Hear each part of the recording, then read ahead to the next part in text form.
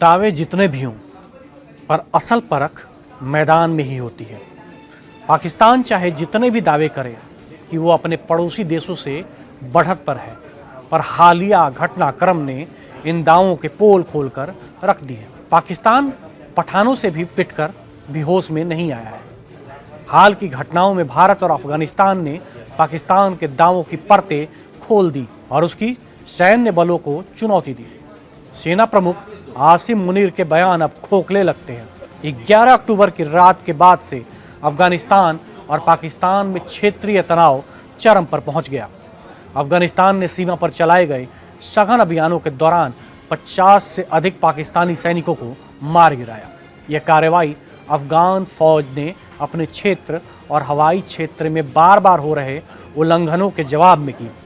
हालांकि पाकिस्तान सेना ने इस घटना को लेकर हताहतों की संख्या कम बताई है और दावा किया है कि सिर्फ 23 सैनिक मारे गए हैं। लेकिन ये फर्क चाहे जितना हो, एक बात साफ है, पाकिस्तान की ओर से बार बार ऐसी उकसावे भरी हरकतें होती रही हैं जिनका मकसद खुद को शक्तिशाली दिखाना और पड़ोसी देशों को परेशान करना है। लेकिन जब बात आती है जवाब देने की, तो पाकिस्तान की असलियत सामने आती है। वो उस बहादुरी और साहस का सामना नहीं कर पाता और जैसे भीगी बिल्ली की तरह छिप जाता है। इस बार भी अफगानिस्तान ने साफ कर दिया कि वो अपनी सीमाओं की रक्षा में पूरी तरह सक्षम है और किसी भी अतिक्रमण को बर्दाश्त नहीं करेगा। ये लड़ाई केवल सैनिकों की नहीं, बल्कि क्षेत्रीय सुरक्षा और सम्मान की भी है। वैसे इतिहास भी यही कहता है कि कई मौकों पर पाकिस्तान ने अपनी ही चालों में फंसकर खुद को कमजोर किया है। आइए हम आज आपको बताते हैं 4 ऐसे मौके जब पाकिस्तान की सैन्य महत्वाकांक्षाएं ध्वस्त हो गईं और उसको अपनी ही चालों में फंसकर हार माननी पड़ी। सबसे पहला और सबसे बड़ा दाग वो है 1971 का भारत पाक युद्ध। ये वो दौर था जब पाकिस्तान 2 हिस्सों में बंटने की कगार पर था। पूर्वी पाकिस्तान यानी आज का बांग्लादेश और आज़ादी की जंग लड़ रहा था। पाकिस्तान की सेना ने क्रूरता से वहां की जनता को दबाने की कोशिश की, लेकिन भारत ने तत्काल हस्तक्षेप किया। यह हस्तक्षेप इतना निर्णायक साबित हुआ कि पाकिस्तान को भारी हार का सामना करना पड़ा। करीब 93,000 पाकिस्तानी सैनिकों ने भारत के सामने आत्मसमर्पण किया और इस युद्ध के बाद बांग्लादेश का स्वतंत्र राष्ट्र के रूप में गठन हुआ। ये पाकिस्तान की सैन्य इतिहास में सबसे बड़ी हार और शर्मनाक क्षण था, जिसने पूरे विश्व में उसकी छवि को धूमिल कर दिया। दूसरा मौका था 1999 का कारगिल युद्ध। पाकिस्तान की सेना ने भारतीय नियंत्रण वाले कारगिल क्षेत्र में घुसपैठ कर एक बड़ा सैन्य संकट खड़ा कर दिया। पाकिस्तान ये सोचकर बैठा था कि वो भारत को उसके ही इलाके में चुनौती देगा, लेकिन भारत की सेना ने हिम्मत और रणनीति के साथ इसका सामना किया। भारतीय सैनिकों ने कठिन पहाड़ी इलाकों में लड़ाई लड़कर पाकिस्तान की घुसपैठ को नाकाम कर दिया। ये एक ऐसा युद्ध था जिसमें पाकिस्तान की गुप्त चालें फेल हो गईं और भारत ने सीमाओं की रक्षा कर अपनी सैन्य क्षमता का परिचय दिया। करगिल युद्ध के दौरान भारतीय वायुसेना ने ऑपरेशन सफेद सागर चलाया।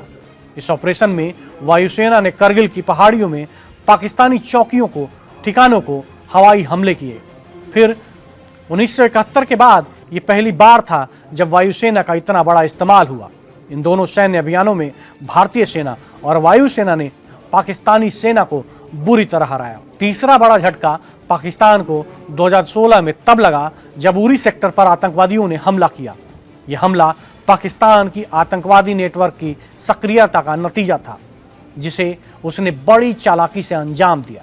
लेकिन भारत ने इस हमले को बेधड़क जवाब दिया।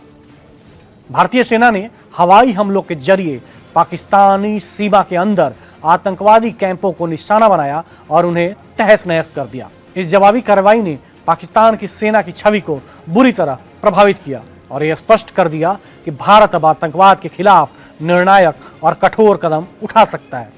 2016 की सर्जिकल स्ट्राइक, जिसने पाकिस्तान की सैन्य महत्वाकांक्षाओं पर अंतिम वार किया।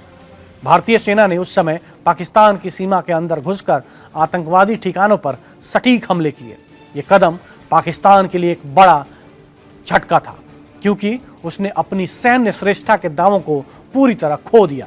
सर्जिकल स्ट्राइक ने दिखा दिया कि भारत न केवल अपने देश की सीमाओं की रक्षा कर सकता है, बल्कि दुश्मन के गढ़ में घुसकर उसे नुकसान भी पहुंचा सकता है। इस हमले में 7 आतंकी शिविरों को ध्वस्त कर दिया गया, साथ ही 38 आतंकियों को भी मार गिराया। ये पहली बार था जब भारत ने खुले तौर पर पाकिस्तानी कब्जे वाले इलाके में सैन्य कार्रवाई की घोषणा की। इस कार्रवाई ने पाकिस्तान और दुनिया को स्पष्ट संदेश दिया कि आतंकवाद के प्रति भारत की जीरो टॉलरेंस नीति के तहत अब दुश्मन के घर में घुसकर मारा जाएगा।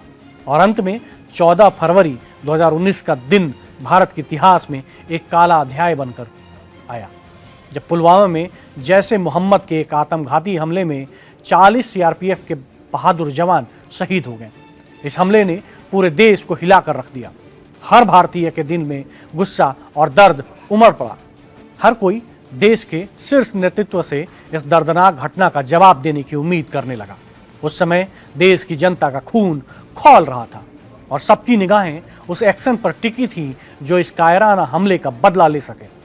प्रधानमंत्री नरेंद्र मोदी ने एक सभा में देशवासियों को भरोसा दिलाया कि इस हमले का जवाब दिया जाएगा और पाकिस्तान को ऐसा सबक सिखाया जाएगा जिसे वो कभी भूल नहीं सकेगा। और फिर आया वो दिन 26 फरवरी 2019 की सुबह, जब भारतीय वायुसेना के 12 मिराज 2000 युद्धक विमानों ने पाकिस्तान के अंदर घुसकर जैश ए मोहम्मद के आतंकवादी शिविरों पर सटीक और प्रभावी बमबारी की। इस ऑपरेशन में लगभग 300 आतंकी ढेर हुए। ये मिसाइल बरसाते हुए सशस्त्र हमले की ताकत सिर्फ आतंकियों को तबाह नहीं कर गई, बल्कि ये भारत की दृढ़ता और संकल्प का प्रतीक भी बन गया। सबसे बड़ी बात, सारे विमान पूरी सुरक्षा के साथ सफलतापूर्वक वापस लौट आए। ये घटना साबित कर गई कि जब देश के जवानों पर हमला होता है तो भारत भी बिना किसी भय या झिझक के जवाब देता है, और वो जवाब इतना सटीक और ताकतवर होता है कि दुश्मन के होश उड़ जाए। वैसे एक कहावत है, लातों के भूत बातों से नहीं मानते। पाकिस्तान का भी ठीक यही हाल है। पाकिस्तान का भी ठीक यही हाल है।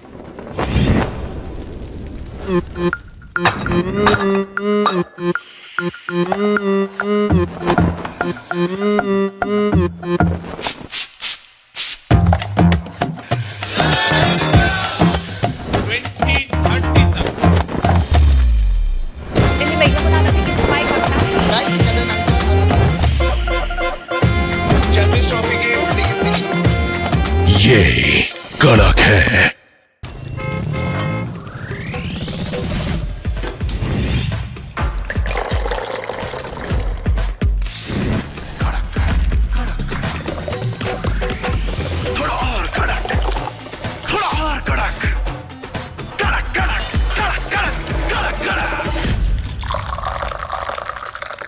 ये कड़क है।